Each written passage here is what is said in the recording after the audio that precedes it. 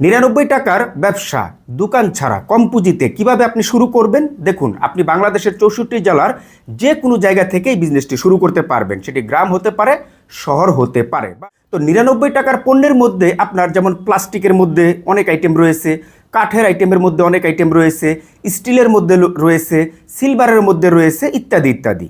তো আপনাকে এই 4টি ক্যাটাগরির মধ্যেই আপনার এই ৯৯ টাকার পণ্যগুলি ক্রয় করতে হবে। আপনি যদি প্রথমে প্লাস্টিকের মধ্যে ঢুকেন, তাহলে প্লাস্টিকের মধ্যে ঘরের দৈনন্দিন বা বিভিন্ন ধরনের যে আপনার বাসাবাড়িতে যে কাজে ব্যবহৃত হয় এই ধরনের প্লাস্টিক সামগ্রী রয়েছে ৯৯ টাকার মধ্যে।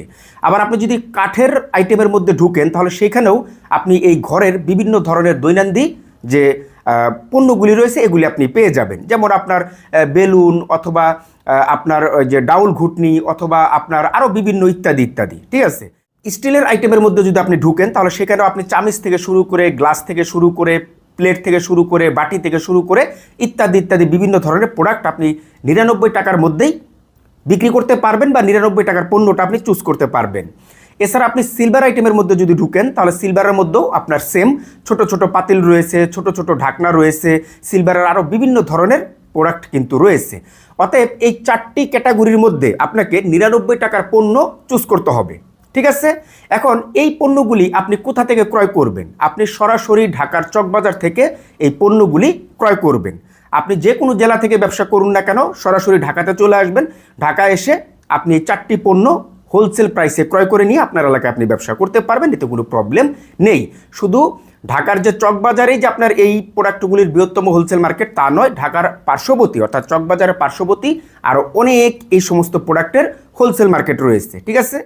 এখন আপনি এই ৯৯ টাকার পণ্যগুলি কিভাবে বিক্রি করবেন? দেখুন, এই ব্যবসাটি মূলত 3টি স্টেপে করা যাবে। তার মধ্যে প্রথম যে স্টেপটি রয়েছে সেটি হচ্ছে আপনি আপনার মতো করে কাস্টমাইজ করে ওই যে ঘরের মতো অথবা ওই যে ফুটকাট যে ভাসমান গাড়িগুলি রয়েছে, হ্যাঁ, এরকম কাস্টমাইজ করে একটি গাড়ি তৈরি করে আপনি সেই গাড়ির মধ্যে এই ব্যবসাটি করতে পারবেন, মানে এই পণ্যগুলি আপনি বিক্রি করতে পারবেন।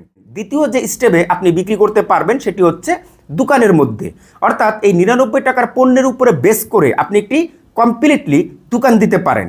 আপনার গ্রামের বাজারে অথবা আপনার থানা পর্যায়ে অথবা জেলা শহরে আপনি মোটামুটি সুন্দর একটি দোকান নিলেন, ভালো একটি পজিশনে, সেখানে আপনি সম্পূর্ণ দোকানটা সাজালেন ৯৯ টাকার পণ্য দিয়ে, এবং দোকানের সামনে আপনি লিখে দিলেন যে এই দোকানের মধ্যে A to Z যত রকমের প্রোডাক্ট রয়েছে সমস্ত প্রোডাক্ট আপনার ৯৯ টাকা পিস। তাহলে সাধারণ মানুষের মধ্যে জানা থাকবে এবং সবাই আপনার দোকানের মধ্যে ঢুকবে, যার যেটা প্রয়োজন সে সেটা কিন্তু ক্রয় করবে। সবাই জানবে যে এই দোকানের মধ্যে যেটাই হাত দিব ৯৯ টাকা। তৃতীয় স্টেপে আপনি যেভাবে বিক্রি করতে পারেন সেটি হচ্ছে একটি ফুটপাতের মধ্যে অথবা একটি স্পেসিফিক জায়গার মধ্যে। প্রথম স্টেপটা আপনি যদি গাড়িতে বিক্রি করেন, তাহলে গ্রাম অথবা শহরে আপনি গাড়িটা নিয়ে সুন্দরভাবে মহল্লার মধ্যে ঘুরে ঘুরে আপনার এই ৯৯ টাকার পণ্য আপনি বিক্রি করবেন।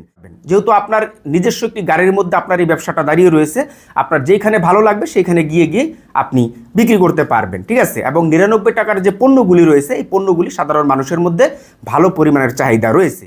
এবং আপনারা যদি এই ৯৯ টাকার পণ্যটা নিয়ে ব্যবসা শুরু করেন, তাহলে আপনাদের আমি একটি বিষয় রিকমেন্ড করে দিব। সেটি হচ্ছে যে আপনি এই ৯৯ টাকার পণ্যের মধ্যে যত নতুন নতুন প্রোডাক্ট ঢুকাতে পারবেন আপনার ব্যবসা তত চাঙ্গা।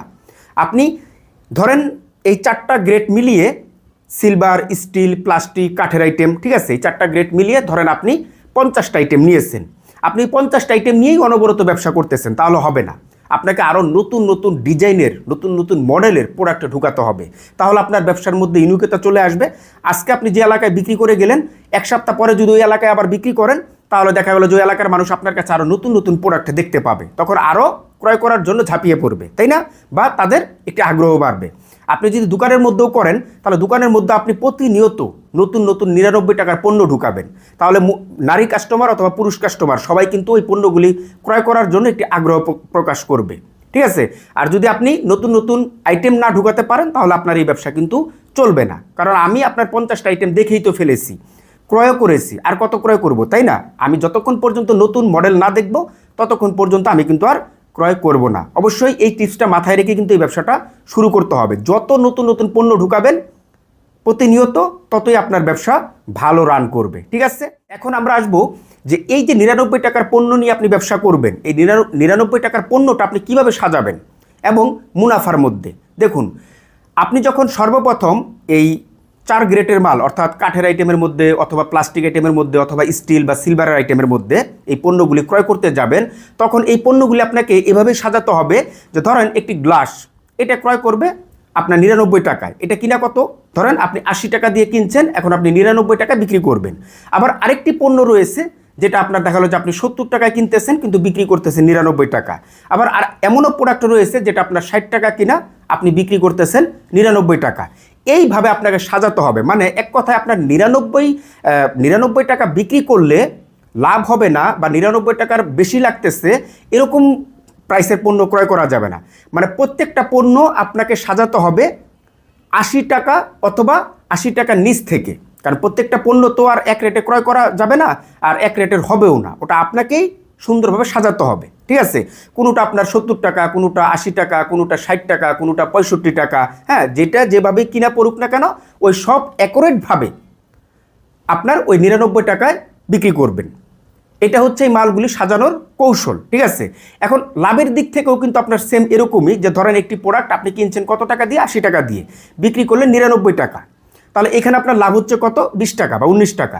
এখন আরেকটি পণ্য আপনার কিনা হচ্ছে 70 টাকা, আপনি বিক্রি করলেন 99 টাকা, তাই এখানে আবার আপনার 29 টাকা লাভ হচ্ছে। এইভাবেই এই মালগুলির মূলত আপনার গড় একটি মুনাফা আসবে, কোনোটাতে কম কোনোটাতে বেশি, ঠিক আছে। তবে মনে রাখবেন যে এমন কোনো প্রোডাক্ট চুজ করবেন না যেখানে আবার কাস্টমারের মনে হবে যে এই প্রোডাক্টের দাম 50 টাকা, আমি কেন কিনবো 99 টাকা দিয়ে, ঠিক আছে। অতএব সেম টু সেম, অর্থাৎ 5 টাকা 10 টাকা আপ ডাউন হলেও এটা কাস্টমার ধরতে পারবে না যে এই প্রোডাক্টটা আপনার 80 টাকা কিনা, এই প্রোডাক্টটা আপনার 70 টাকা কিনা, এই যে 10 টাকার একটি ডিফারেন্স, এটা বুঝতে পারবে না। কিন্তু আপনি যদি আকাশ পাতাল ব্যবধান করে ফেলেন তাহলে কিন্তু আবার বুঝে ফেলবে, ঠিক আছে। এখন আমি আপনাদের পুঁজির বিষয়টা একটু বলে দিব, সেটি হচ্ছে যে দেখুন, এই যে আপনি গাড়িটা যে যদি গাড়িতে ব্যবসা করেন, ওই যে ফুটকার যে ভাসমান গাড়িটা, এটা যদি আপনি একদম মানে ব্যাটারি চালিত তৈরি করেন, যে আপনি ব্যাটারি লাগাবেন, হ্যাঁ, কারণ এটা ব্যাটারি লাগানো আমি মনে করি উচিত, কারণ আপনি বিভিন্ন জায়গায় চলে যাবেন, দূরে দূরে গিয়ে বিক্রি করবেন, তো সেখানে হেঁটে হেঁটে গেলে তো অনেক সময়ের ব্যাপার স্যাপার, তাই না। আর ব্যাটারি থাকলে চট করে এক জায়গায় চলে যাবেন, চট করে আবার আরেক জায়গায় চলে যাবেন, ঠিক আছে, মুহূর্তের মধ্যে। তো সেক্ষেত্রে ব্যাটারি দিয়ে আপনি যদি নতুন করে কাস্টমাইজ করে গাড়িটা তৈরি করেন, তাহলে সেক্ষেত্রে আপনার দেখা গেলো যে মিনিমাম লাখখানিক টাকার মতন খরচ হবে।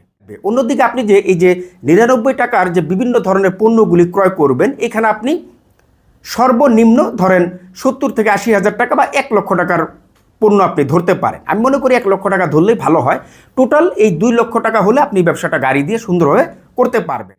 এবং আপনি যদি দোকানের মধ্যে শুরু করেন তাহলে দোকানের হিসাবটা সম্পূর্ণ আলাদা, কারণ আপনি দোকানে অ্যাডভান্স দিবেন অথবা দোকান যদি কোনো প্রকার ডেকোরেশন করতে হয় তাহলে সেটা হচ্ছে আলাদা, ঠিক আছে। ওটা তো আমার এখান থেকে বলা সম্ভব নয় যে আপনি কত টাকা অ্যাডভান্স দিয়ে বা সিকিউরিটিতে দোকানটা ভাড়া নিচ্ছেন।